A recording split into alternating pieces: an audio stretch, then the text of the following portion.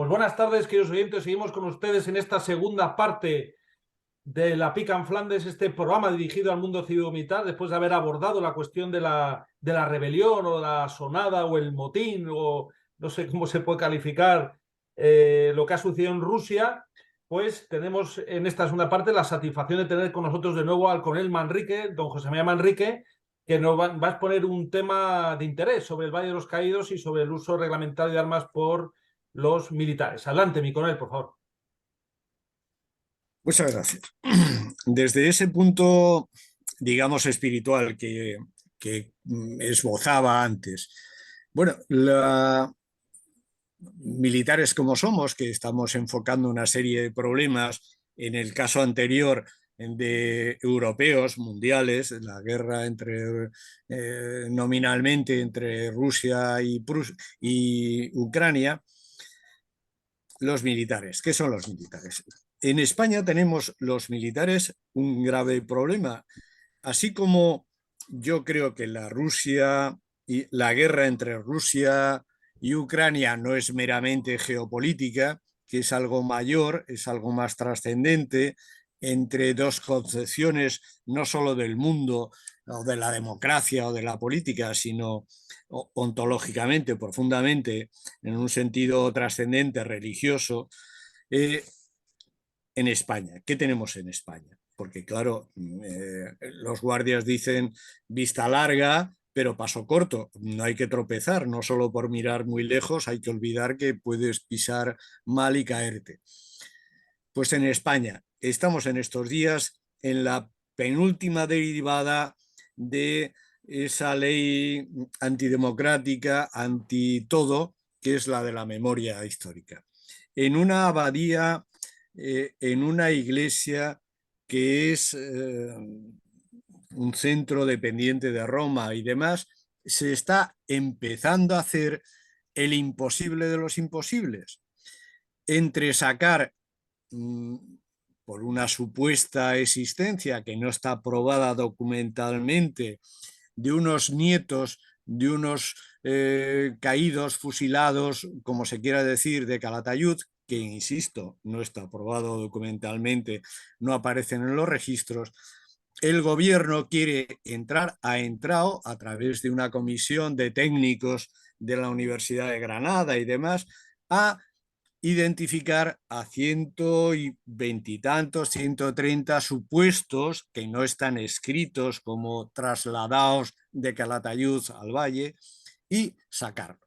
Pero el caso es que en estas fosas de enterramientos de campaña, fosas comunes son fosas comunes, se entremezclan unos y otros. Bueno, el tiempo va y hace su labor, pero además cuando se trasladan esas fosas de Calatayud, supuestamente, al Valle de los Caídos, no es que el tiempo haya mezclado los restos de los muertos, sino que los propios operarios cuando meten en las cajas cuando se mueven al subir al camión, al traslado, al bajar del camión y al introducirse en los nichos, en los columbarios del valle, se mueven. Y cuando además, 40 años después, esos restos, digamos, biológicos se han descompuesto, entonces los huesos ya es casi imposible distinguir quién era uno y quién era otro. Vinieron mezclados de la fosa común, se mezclaron más en el viaje y se descompusieron mucho más en su estancia durante 40 años. Entonces ahora quieren cuadrar supuestamente el círculo y sacar. Estos son los restos, pero además los restos de un cadáver son ¿cuántas piezas? Un montón de ellos. Bueno, pues te doy la cabeza, sí es reconocible, pero el fémur es reconocible, pero el metatarso, ¿qué es lo que se entregaría? ¿Qué es lo que se entregó en el año 78 a unos ayuntamientos navarros que reclamaron a 100 y pico también caídos? Les dieron cuarto y mitad de huesos revueltos. Perdóneseme el que hable así, pero es que es así. Cuando en un osario alguien coge al peso, porque no están en cajas individuales, están en cajas comunes, que venían ya mezclados de antes y que se han descompuesto por la humedad y el tiempo esas cajas. Entonces, no es decir, ahí va el esqueleto de Menganito. No, no, no es que no sea Menganito, es que puede ser ni el esqueleto, puede ser 14 esqueletos en eso que yo le doy a usted. Estamos ante una profanación clarísima, pero es una profanación contra la ciencia, porque no se puede identificar los 4.400.000 restos que haya en ese columbario uno por uno, sino contra... Es que en ese columbario hay mártires.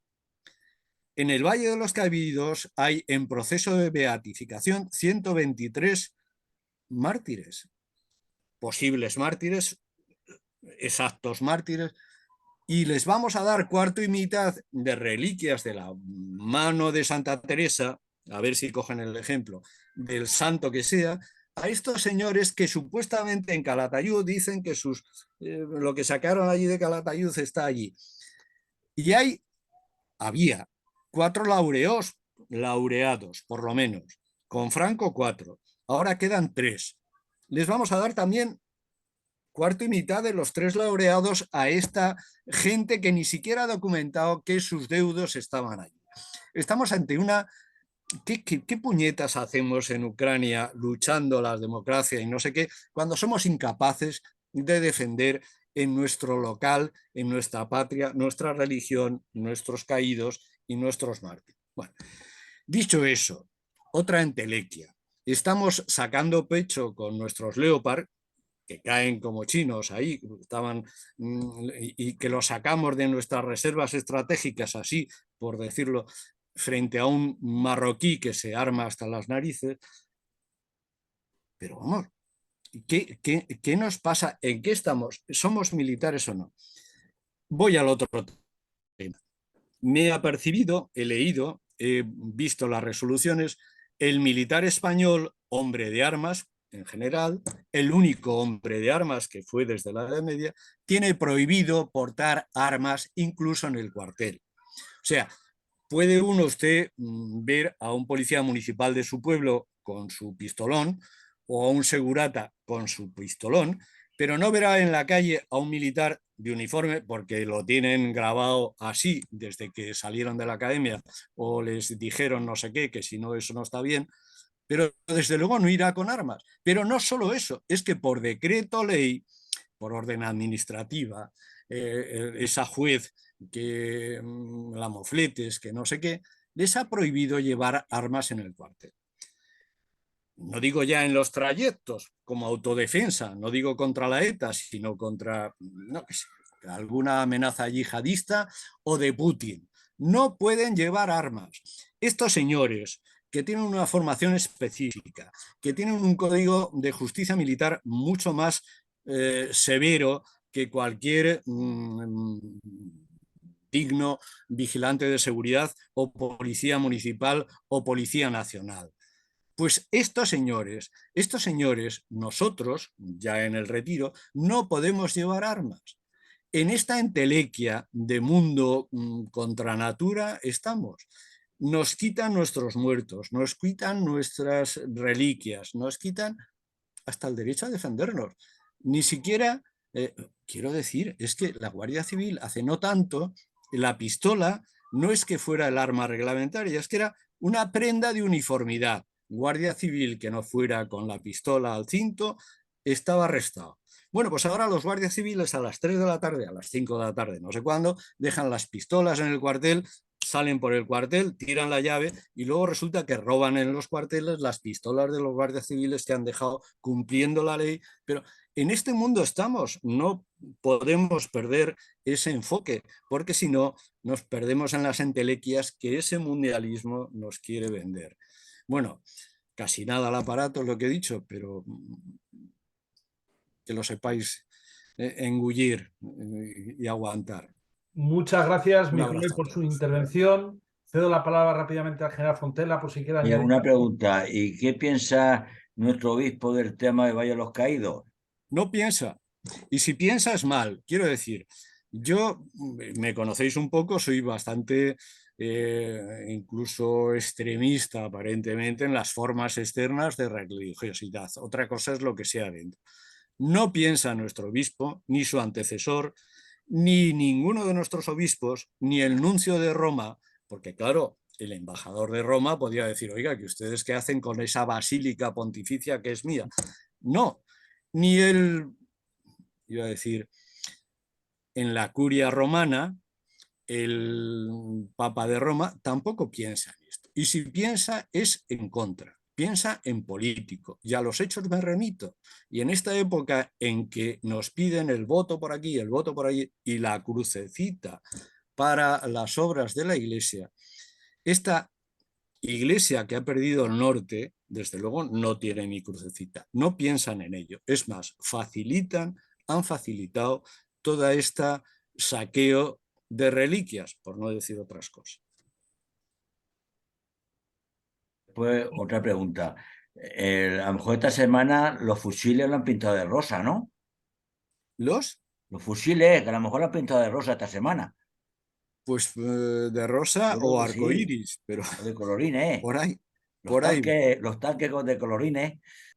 Sí, sí, Yo por estoy ahí. esperando el logo de la Guardia Civil, que lo he visto con fondo de la bandera gay, aunque ya el año pasado, ante el escándalo en las redes sociales y amenazas de querellas, los responsables de comunicaciones pusieron como una pequeña franja de colorines, ¿no? Esperemos que este año no aparezca ese trapo de colores como pasó hace 2 años con Pedro Sánchez y como ya pasó con el gobierno del Partido Popular. Porque es que llegar a ocupar el mando de la Guardia Civil, el PP y el PSOE, ya ha sido por la presión popular y amenazas, bueno, amenazas no, anuncios de querellas criminales, no se pueden símbolos del Estado y en concreto la bandera de la Guardia Civil ser, o sea, vamos a ver, es como si pone la bandera del Atleti de Madrid o del Real Madrid o del Barcelona. Es una bandera que no representa al Estado, si es que eso viene en la ley de banderas. ¿Quién puso en la Guardia Civil la bandera gay? ¿Quién? Pues ya digo, hubo una presión Un brutal juez, y fueron sensibles a ir por delante al juzgado, ¿no? Probablemente el ministro Guillermo. Probablemente el ministro, totalmente, pero la orden ha debido partir de un general con muchas estrellas, vamos, porque si no, no se pone. Así que yo no sé si ha terminado las preguntas con el Manrique, mi general. sí, y si me dejáis me despido. Ya. Muchísimas gracias. Muchísimas gracias. Dios os guarde. Un Ok, abrazo. un abrazo. Pues muchísimas gracias. Estamos de enhorabuena con. Se ha reincorporado con nosotros el coronel Manrique. Y luego teníamos el tema de Gibraltar. El tema de Gibraltar.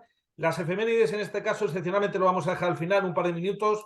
Simplemente señalar al respecto la última noticia: es que ha entrado un destructor de última generación británico en Gibraltar, que no tiene puerto para este tipo de buques de altísimo calado. Hay que recordar una resolución de la ONU, de la Asamblea General de la ONU, del Pleno, de la sala plenaria de la ONU, que dice que una resolución del año 1973 que no puede haber bases militares en territorios pendientes de descolonización.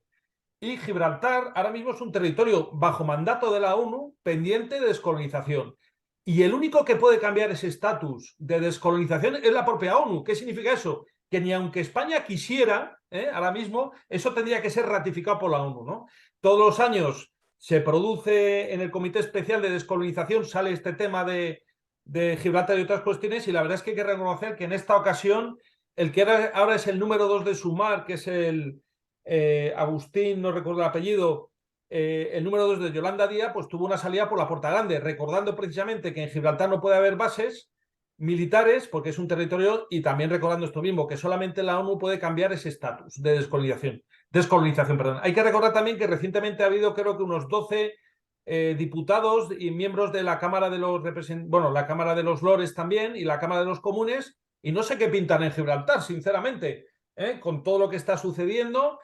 O sea, ¿qué es lo que quieren? O sea, además en un contexto de negociación del Brexit, cuando España, yo creo que es el momento que tiene ideal para presionar, ¿no? Yo cedo la palabra, no sé si el general quiere comentar algo y el coronel Collins al respecto de Gibraltar. Nada más que menos mal que está en manos de la ONU. Pues si está en manos de Sánchez, da Gibraltar, el campo de Gibraltar y Cuenca, que no tiene ningún valor estratégico, por cierto. Sí, desde luego que sí. Adelante, mi coronel. Pues yo soy partidario de que todas las cosas que ocurren en Gibraltar, todos los abusos del que nos hace víctima Inglaterra con Gibraltar, haya una protesta. En España debería haber una organización, pero es que han sido muy pequeñas, en que se protestasen por todas estas cosas. Es que se protestan y salen en los telediarios por las cosas más peregrinas y más absurdas. Y sin embargo, por lo de Gibraltar, que es grave, que afecta a la economía española, que afecta al orgullo español, que afecta a la soberanía española, pues es que quitando a Carrascal, a ti, Guillermo, con sus cosas, a nosotros aquí, es que nadie hace manifestaciones y, por supuesto, si ha habido alguna vez manifestaciones, pues han sido menospreciadas por la prensa. Desde luego, desanima un poco, bueno, a nosotros no, porque, como decía José Antonio, somos inasequibles al desaliento, pero desalienta que en España nadie se tome esto en serio y que no haya protestas, que no haya artículos, que no haya exposiciones, conferencias, todo este tipo de cosas, que hay exposiciones pagadas espléndidamente por ayuntamientos, por el Ministerio de Cultura, de las cosas más absurdas y más ridículas, y sin embargo de este tema muy importante para España, pues no hay. Tampoco se insiste en los organismos internacionales, ni iba a decir en la OTAN, ni en la Comunidad Europea. En la Comunidad Europea, al contrario, les hemos dado ventaja a los ingleses y a los llanitos. En fin, no le veo solución a esto por la actuación de los gobernantes nuestros y de las élites nuestras que con una mentalidad cipaya pues han aceptado lo de Gibraltar. Pues así es, mi coronel, así es. Y habría que recordar precisamente esta última semana que hemos estado con el tema del submarino Titán que exploraba los restos del Titanic. Vamos, está en todos los programas, en todos los documentales, en todos los telediarios, todos preocupadísimos en España por un submarino con 4 o 6 ricachones que sabían a lo que se exponían, y mientras, por otro lado, todos los meses está entrando 1 o 2 submarinos nucleares en Gibraltar. Y no ha salido ningún medio de comunicación, salvo, digamos, en La Razón. Ha sacado unos reportajes muy buenos y hay que agradecérselo. Sí. Y también pues, en La Reunión Secreta y también Iker Jiménez en Horizonte. Pero ¿qué pasa en estas cadenas generalistas? Todos locos con el Titán, que si lo van a localizar, que si está a 4.000 metros, explicándonos cómo era el submarino por dentro. ¿Por qué no nos explican cómo es un submarino nuclear británico? ¿Por qué no nos explican que sus reactores, la mayoría, tienen fugas, digamos, de líquido nuclear? Estas cadenas cipayas, ¿no?, que sufrimos aquí en España, hablándonos del Titán y, en fin, vamos a pararnos, que si no nos calentamos. Simplemente nos quedan un par de minutitos, vamos a acabar con las efemérides, en este caso, excepcionalmente, que siempre nos presenta y prepara magistralmente el coronel don Juan Salafranca, al cual le enviamos desde aquí un fraternal saludo legionario. El 27 de junio, la patrona de la sanidad militar, Nuestra Señora del Perpetuo Socorro. Otra fecha importante, el 26 de junio del año 1941, la muerte de Francisco Pizarro, el conquistador del Perú. Qué grande Pizarro. Otra fecha importante, el 29 de junio del año 1579, la toma de Maastricht, por Alejandro Farnesio. Se cubrió de gloria. Otra fecha importante, el ataque inglés a Buenos Aires. Qué curioso, en 1806, intentando ya ahí, pues eso, el pirateo tanista ya estaba allí ya a principios del siglo XIX. Otra fecha importante, el 2 de julio del año 1808, la hazaña de Agustín Aragón contra los napoleónicos, los franceses. Parece que ya no vamos a poder evocar estos enfrentamientos vamos a decir, en este caso defensivos contra Francia y el Reino Unido, Inglaterra, porque claro, como ahora ya nos tenemos que llevar todos bien, todos somos amigos y compañeros de la OTAN, pues no, aquí en la Pica en Flandes vamos a recordar las hazañas de la gran Agustina de Aragón. Luego otra fecha importante, el 30 de junio del año 1898, el sitio de Valer, en el que unos patriotas españoles pues hicieron frente y al final pues luchando sobre todo contra los yanquis, que son los que nos arrebataron las últimas posesiones y de qué manera. Así nos pagaron el ayudarles con Bernardo Gálvez a la emancipación de ellos. En fin, fue un gravísimo error de la España de Carlos III, pero bueno, teníamos que apoyar a los ingleses, pero bueno, otro mundo habría. Otra fecha importante, el 30 de junio del año 1911, creación de las Fuerzas Regulares Indígenas, importante. El año 29 de junio del año 1916, el combate de Biuch en Ceuta. Y el 29 de junio del año 1921, la acción de Bujarrat. Aquí se cubrieron de gloria la tercera bandera, que de entonces ganaron el apodo y la bandera del tigre de Bujarrat. Y otra fecha, ya acabamos con ella, importantísima, el 30 de junio del año 1922, la medalla militar individual a comandante Franco. Pues dicho lo cual, queridos oyentes, agradecerles como siempre su lealtad, su compañía, su apoyo. La verdad es que los últimos programas que estamos poniendo, sobre todo la medición que tenemos en el canal YouTube, el mío, Guillermo Rocafort, están teniendo unos índices de audiencia pues muy destacables. Eso significa que desde luego cada vez tenemos más oyente y desde luego el mundo cívico-militar ve en nosotros una opinión, como ven, una opinión plural, una opinión desde el respeto, desde la disparidad, pero siempre buscando lo mejor de España, que eso es para lo que estamos los veteranos de España, de las Fuerzas Armadas. Siempre el interés superior es el interés de la nación. Muchísimas gracias y por favor les esperamos la semana que viene. Que pasen feliz semana.